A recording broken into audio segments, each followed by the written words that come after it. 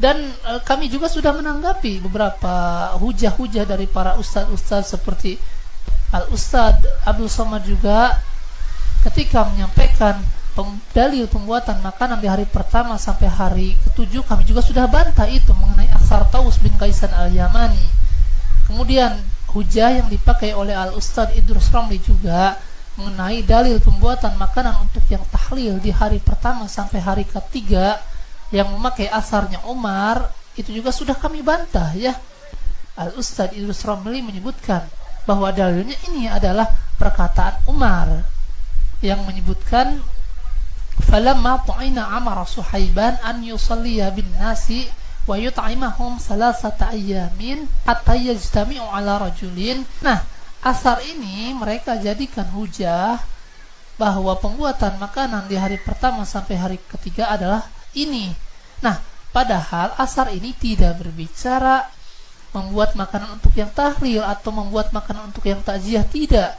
Asar ini memerintahkan ketika Umar ditusuk, kan beliau sudah mau meninggal dunia.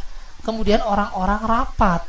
Rapat apa? Rapat siapa yang akan menjadi presiden kalau Umar meninggal dunia. Nah, Umar memerintahkan untuk membuat makanan itu bukan untuk yang tahlil, bukan untuk yang takziah, bukan, tetapi untuk yang rapat yang akan menentukan siapa pengganti Umar. Nah, itu kan Umar masih hidup, jadi keliru sekali jika disebutkan bahwa asar tersebut dijadikan hujah untuk bahwa pembuatan makanan di hari pertama sampai hari ke-3 hujahnya ini adalah perkataan Umar. Itu sangat keliru sekali ya. Kemudian dalam asar tersebut jika kita baca perawinya, itu kan ada seorang perawi yang bernama Ali bin Zaid bin Jud'an. Ali bin Zaid bin Jud'an ini adalah seorang perawi yang lemah dan tertuduh sudah masuk faham-faham Syiah ya.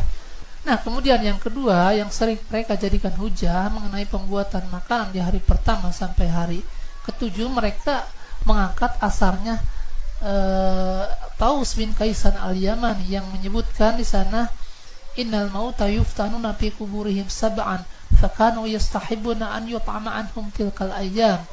Jadi asar tersebut tidak disebutkan bahwa para sahabat kumpul di keluarga mayit kemudian membaca doa anu, tidak ya.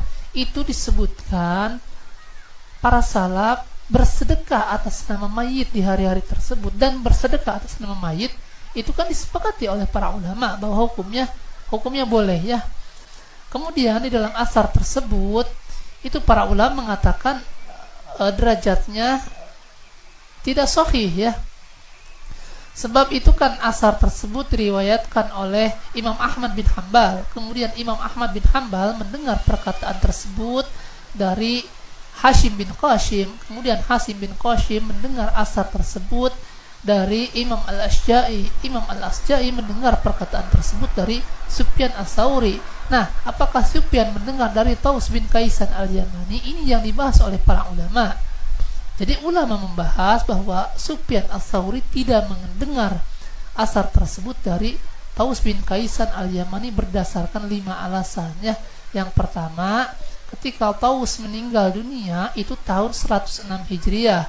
Nah, waktu itu Sufyan Ats-Tsauri usia 9 tahun.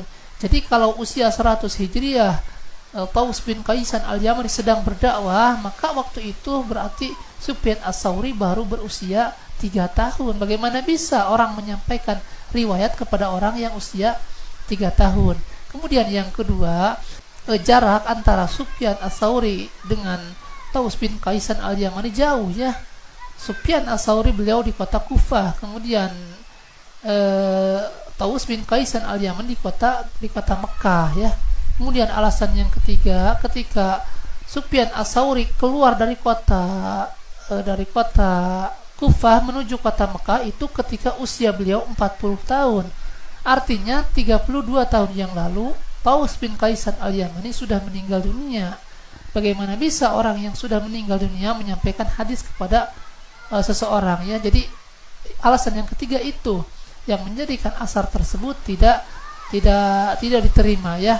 Kemudian alasan yang keempat, di antara guru-guru Sufyan Ats-Tsauri tidak ada yang namanya Taus bin Kaisan al-Yamani. Justru yang ada anaknya Taus bin Kaisan al-Yamani.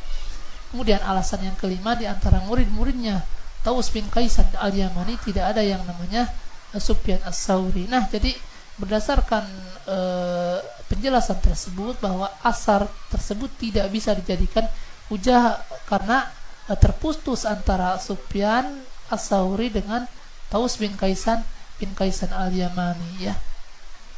Nah, jadi mungkin itu beberapa tanggapan